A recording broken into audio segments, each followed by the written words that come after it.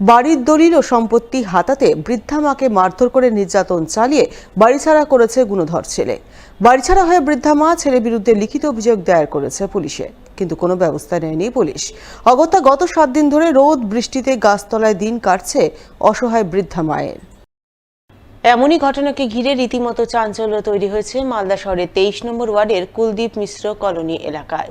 জানা গেছে ওই এলাকাতে এই দীর্ঘদিন ধরে বসবাস করেন গঙ্গা হরিজন নামে বছর 65-র এক বৃদ্ধা।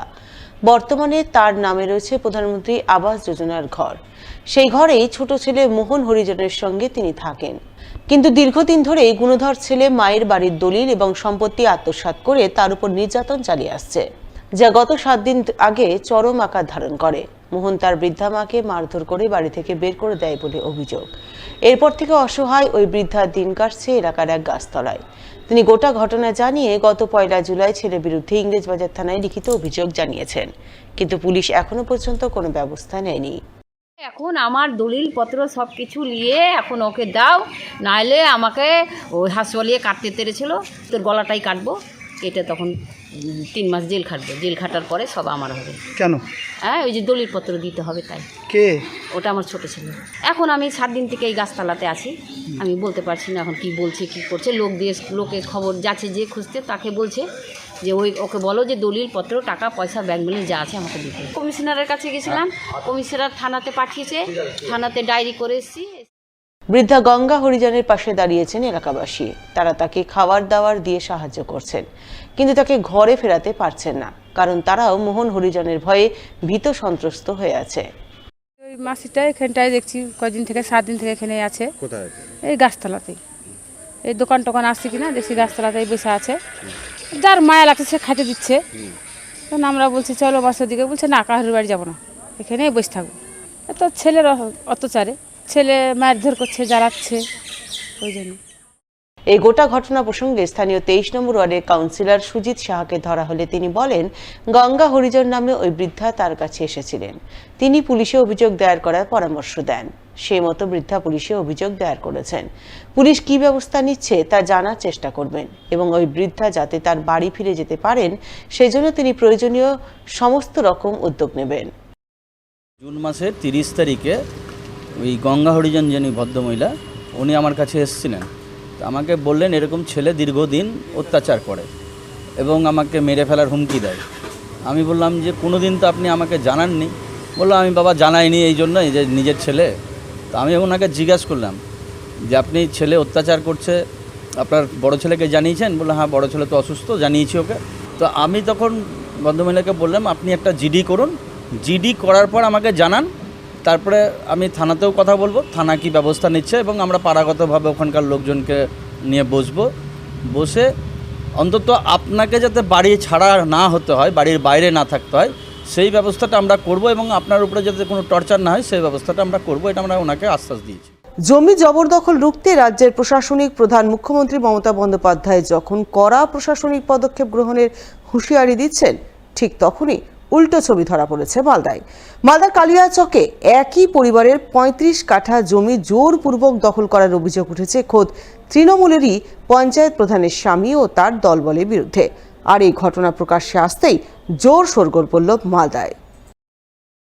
জানা গেছে কালিয়াচক থানার রাজনগর গ্রাম পঞ্চায়েতের বালিয়াডাঙ্গা এলাকার বাসিন্দা প্রদীপ পোদ্দার, অমিত পোদ্দাররা মিলে 2022 সালে মোট 35 কাঠা জমি কেনেন ওই গ্রাম পঞ্চায়েতেরই ভবানীপুর এলাকায়।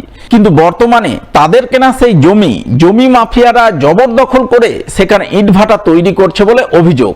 আর এই জমি জবরদখলে নাম জড়িয়েছে তৃণমূল পরিচালিত রাজনগর গ্রাম পঞ্চায়েত প্রধানের স্বামী বরজাহা শেখ ও তার দলবলের।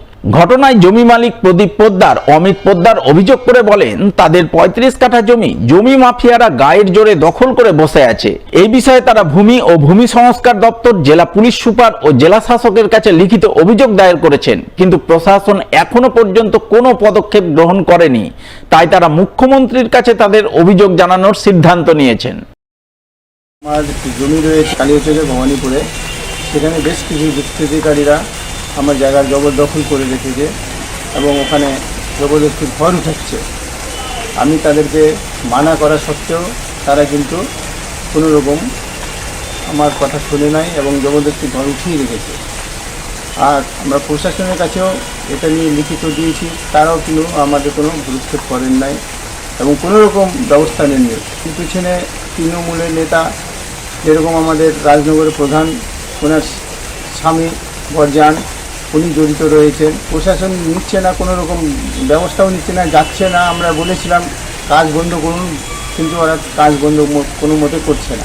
এরপর আমরা মুখ্যমন্ত্রীর দ্বারস্থ, যে উনি বলছেন যে আমরা কোনো রকম কারো জমি দখল যাতে না হয়, হ্যাঁ, তার জন্য আমরা ব্যবস্থা করছি। কিন্তু এখানে দেখছি আমরা তৃণমূলের লোকই আমাদের জমি দখল করতে এগিয়ে এসেছে। আমাদের অভিযোগ যে মাননীয় মুখ্যমন্ত্রী মহাশয় যেখানে আমাদেরকে বলছে যে কোথাও কোনো জমি দখল করা যাবে না, ওই জায়গাটাতে তৃণমূলের লোকও কিছু এখানে এসে আমাদের জমি জায়গা দখল করছে, জোর করে জমি দখল করার চেষ্টা করছে।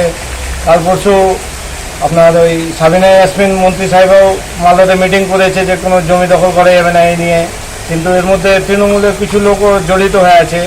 আমাদের ভবানীপুরে একটা জমি রয়েছে, ওটা জোর করে ওরা দখল করার চেষ্টা করছে। ওনার মধ্যে ওই রাজনগর প্রধানের স্বামীও জড়িত আছে, বারজান নাম আছে, বারজান শেখ, ভালো নাম সানাউল। আমরা প্রশাসনের কাছেও দ্বারস্থ হয়েছি, সব জায়গায় গেছি, কোনো কাজ হয়নি। এরপরে আমরা মমতা দিদির দ্বারস্থ হতে চাচ্ছি, আর আমাদের কাছে কোনো রাস্তা নেই।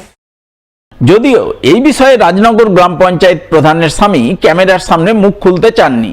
তিনি তার বিরুদ্ধে ওঠা জমি দখলের অভিযোগকে ভিত্তিহীন অভিযোগ বলে উড়িয়ে দিয়েছেন। তবে এই ঘটনায় জেলার তৃণমূল নেতৃত্ব বেশ অস্বস্তিতে পড়েছেন। ঘটনায় তৃণমূল দল ও প্রশাসনকে বিপতে ছাড়েননি বিরোধীরাও। যদিও জেলার তৃণমূল নেতৃত্বের দাবি, অভিযোগ সত্য প্রমাণিত হলে প্রশাসন কড়া ব্যবস্থা নেবে, অভিযুক্তদের পাশে দল দাঁড়াবে না, প্রয়োজনে তাদের দল থেকে বহিষ্কার করা হবে।